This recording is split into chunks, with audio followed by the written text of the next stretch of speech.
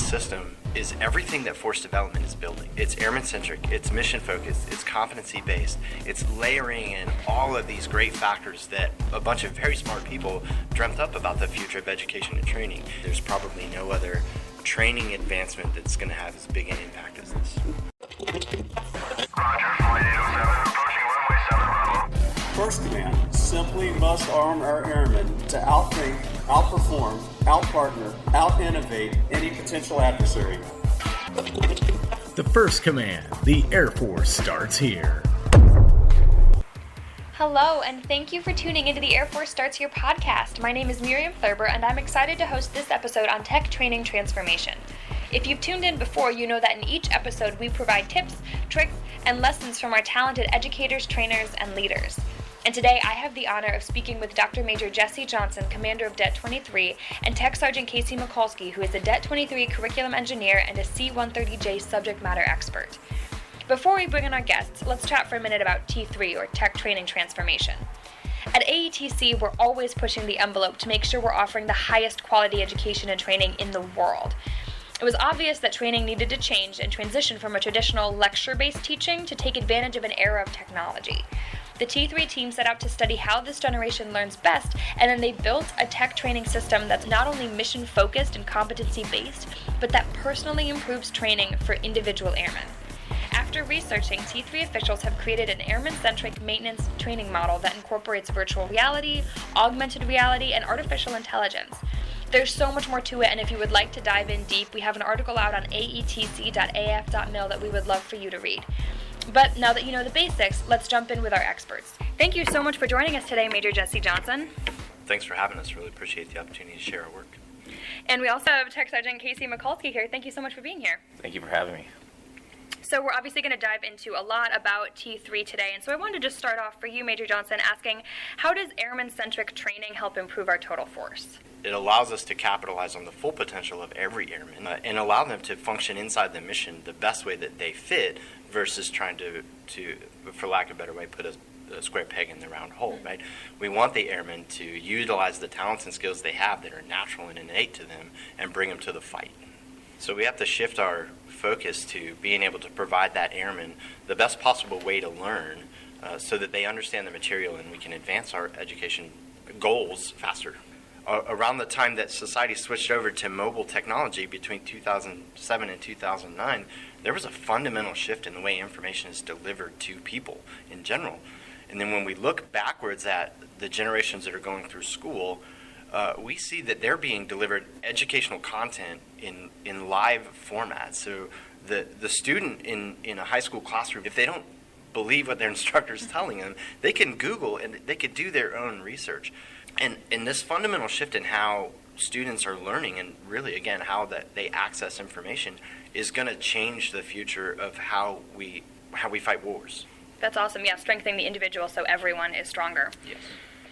So for you, Tech Sgt. Michalski, we know that teamwork is a really big part of maintenance training and flight line work. So how does T3's program foster that kind of teamwork, even though it's tailored to the individual airman?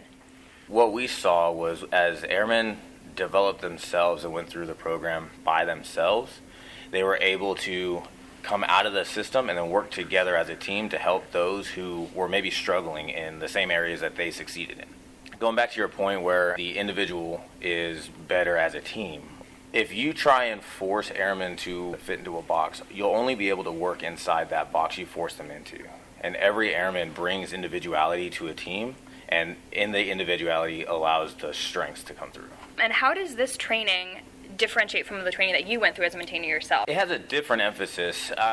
When I came through, and it was the same for many decades before I came through, you came and you sat into a class and you learned from PowerPoints and you just kind of went through modularly, right? You learned one thing, you took a test on it, then you moved to the next thing, and then at the very end you try and get tested on everything that you learned over, however long your tech school was.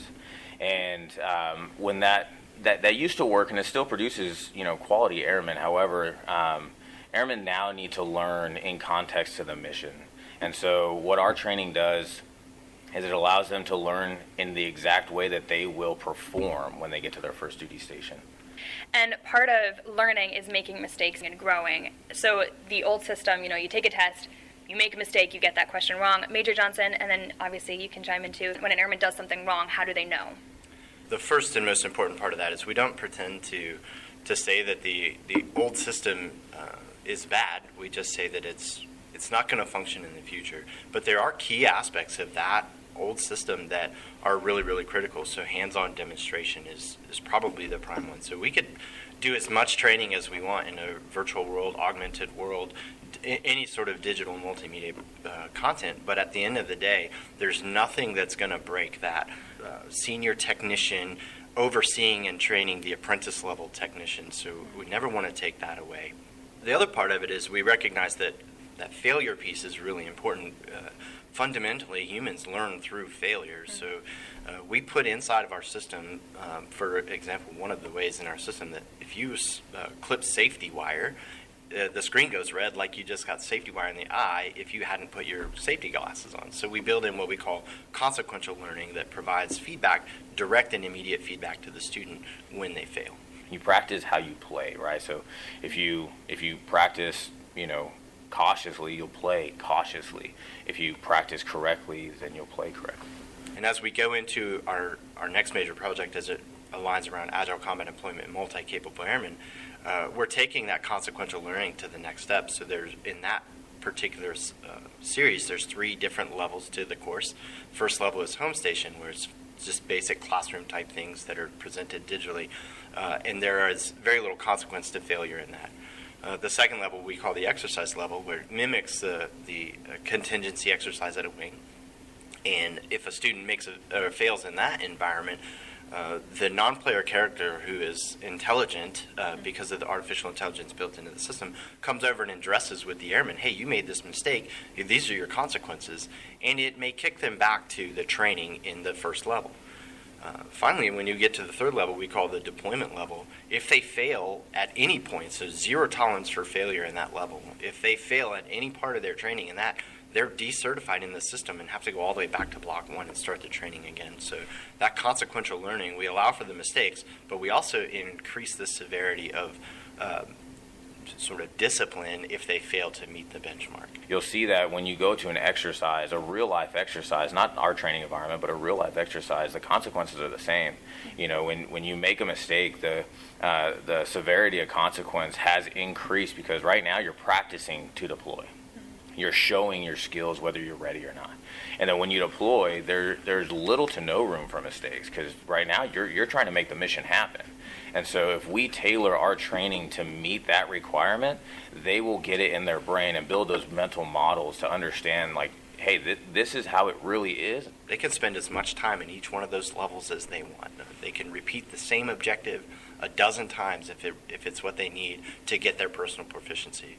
Because again, we're reaching individual airmen, that airman-centric focus, so that we know that when they walk out of their training environment and AETC stamps them as qualified to do the mission, we feel confident that they've met every benchmark we can put out there. That's fantastic, and it means the quality of the airman coming out of this program is one that has learned on their own pace how to do their job well, and then been, as you said, stamped and certified. Can you speak a little bit more to the quality of the airman that's coming out of this program? From our perspective at T3, a quality airman looks like an individual that can do every part of their job with as little supervision as possible to the highest degree of efficiency and proficiency as possible. So how do we go back and replicate that and build that into the schoolhouse so that we are producing a quality airman in our 5 and 7 levels who are dependent more and more on quality airmen coming out of the AETC know exactly what they're getting. The correlation of academics doesn't necessarily transfer to on-the-job execution, focusing less on did you get a 99 on every test and more on did you walk out of there demonstrating your skill, like hands-on, competency-based demonstration of your skill. As a student, you're gonna know the quality that you're getting once you get out to the actual operational Air Force from school or from tech school. You're gonna see how it all relates. People should be excited to just be able to even experience it because they're gonna know the difference. They're gonna see the difference. And even operational airmen right now who are receiving these tech school students, they should be extremely excited to get capable airmen out of tech school first day. Mm-hmm. And from the instructor perspective, it's then going to be a lot less of grading these tests and a lot more of mentoring. How can instructors take full advantage of this program that you guys are producing? Our Air Force is doing a great job of shifting the mindset. In the past couple of years, they have reimagined how they would value force generators. And this is just part of that valuing force generation. So we want to bring the best of the best from the field. If you've demonstrated that same proficiency I just spoke about from your tech school all the way into your 7-level experience, and you prove an exceptional quality of work, that's the person we want to bring back into the schoolhouse to teach our airmen to replicate themselves, be the 7-level, come and oversee, direct, coach, mentor. So less authoritative, directive education, and more coaching, mentor, more to mimic the supervisee role that they're going to experience in the flight line. Our system kind of enables that. As one student struggles, if it's only one in the class while the rest of them are, exceeding expectations, then that instructor can take that one-on-one approach, right? And that's what kind of pulls him out of the instructor realm and puts him more as a 7-level. Because when you're operating on the flight line, if you have 4 or 5 3 levels working with you, and you as a 7-level are managing these 3 levels, and you see that 3 of them are operating fantastically, but one's kind of struggling, as a 7-level, you mentor that one person to catch them up. So the schoolhouse should be the same, as opposed to pushing everyone through at once, and if one struggles, everyone else has to be held back, and then vice versa. If he's struggling and everyone else is succeeding, then you kind of have to push him forward in hopes that he makes it, and then the variable of quality as they get to the fly line is too great there. We need to hone in on that, and I think the individual approach, you know exactly what you're getting with each individual student. Yeah, that's sort of the flip side of that Airman-Centric too, right? So now the instructor has the ability to pay attention directly to one student at a time based on individual performance. That's a great point. Which is really empowering to the instructor. Instead of worrying about, am I public speaking well enough? Do I have a great enough lesson plan? Instead, they can do their job well and really be there for the students. So kind of on the flip side of that then, how can students make the most of this program? I think students can make the most of it if they truly grasp the analytics side of things. So with a DARP system, a data analytics and reporting platform, they gather all the information and analytics on their performance, and if there's anywhere that they're lacking, they have the opportunity to, like Major Johnsonn said, continue to go in and do that one lesson over and over and over and over again if they wanted to. In today's generations, it's really achievement based. Like everything they do, there's some sort of achievement tied to it. I mean, look at video games.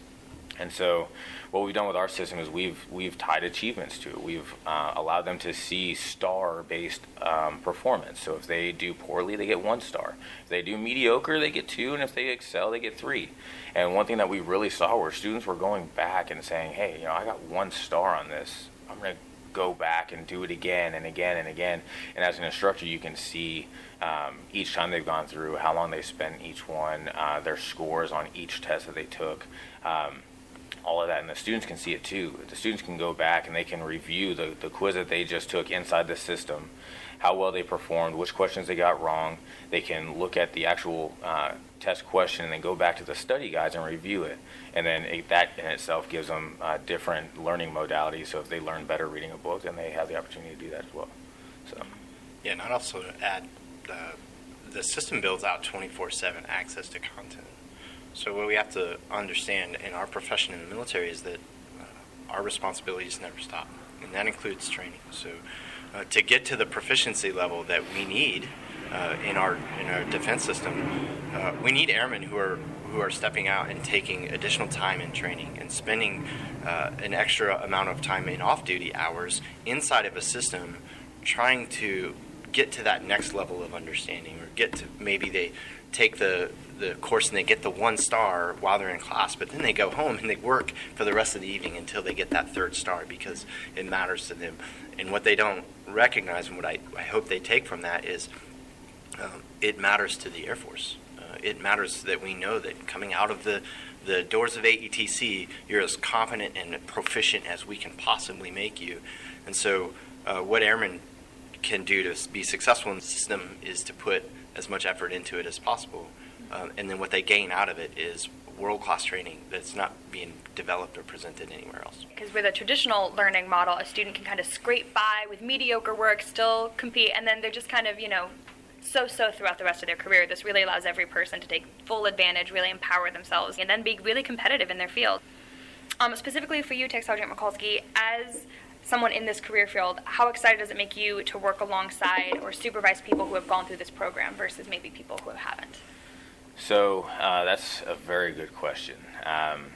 As we allow students to go through the system back in August last year, you just saw this light in them, and a lot of them had this competitiveness about them where they were talking more with each other, they were competing against each other, they were trying to do better, and it gave me a sense of accomplishment, because I knew that when they get to their first duty station, these guys had the chance of being ready. They were ready to perform these tasks, and they showed it through the hands-on demonstration, not through the VR, but through the hands-on demonstration.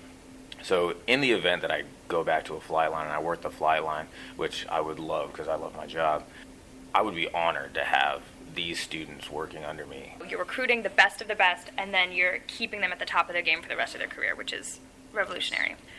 I think they need to understand that training itself is not just trying to get through it to get that certification. Training itself is kind of like a lifestyle.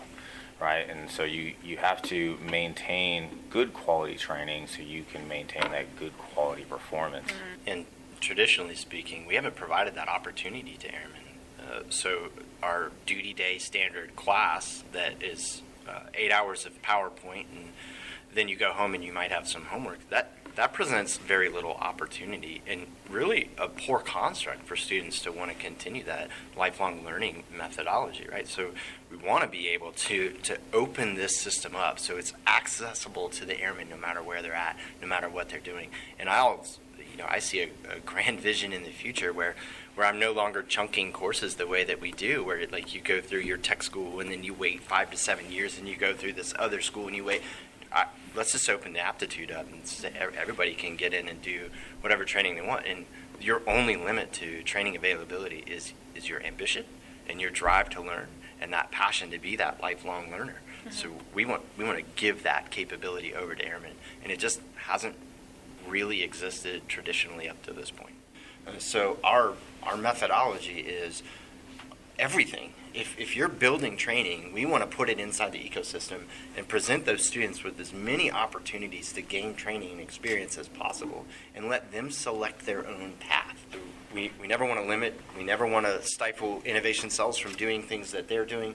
We want to give them an avenue so that when they get to the end of their contract, they don't have the question, now what? The answer is, well, now we send it over to Tech Training Transformation and they plug it into the ecosystem and it's scalable across the entire Air Force. And so what we get is spark cells at the wing are actually creating training that can go into the ecosystem.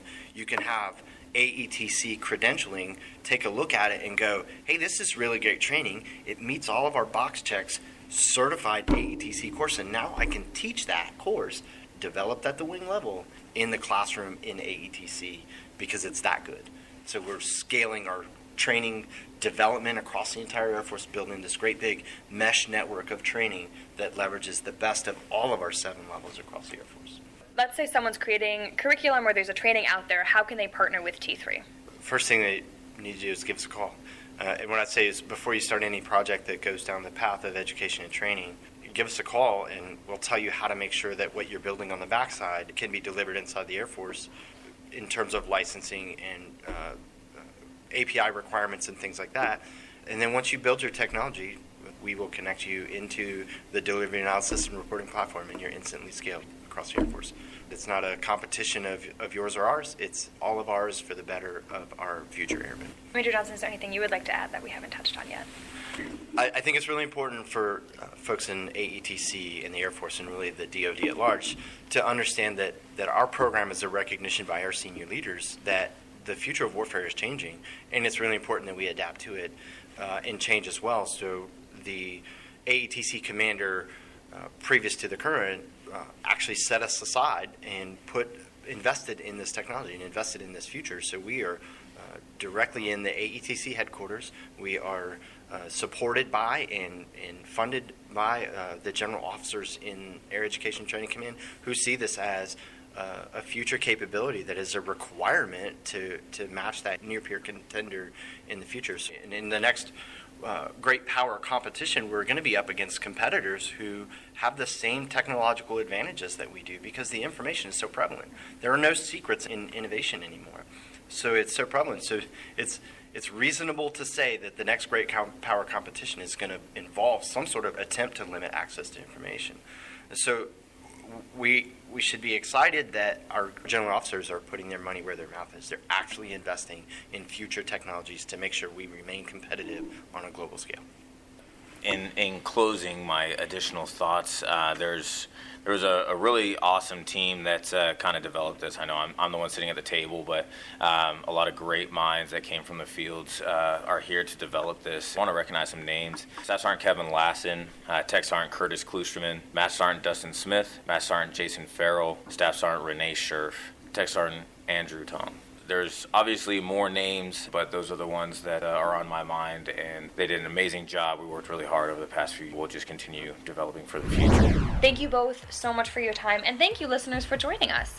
Listeners, be on the lookout for technical training transformation coming to your Air Force specialty, and if you are developing training courses or curriculum for any field, please reach out to T3. They're working on some really exciting global stuff that's going to span AETC, and they would love to collaborate with you. And of course, if you have more questions about T3, please connect with us on social media.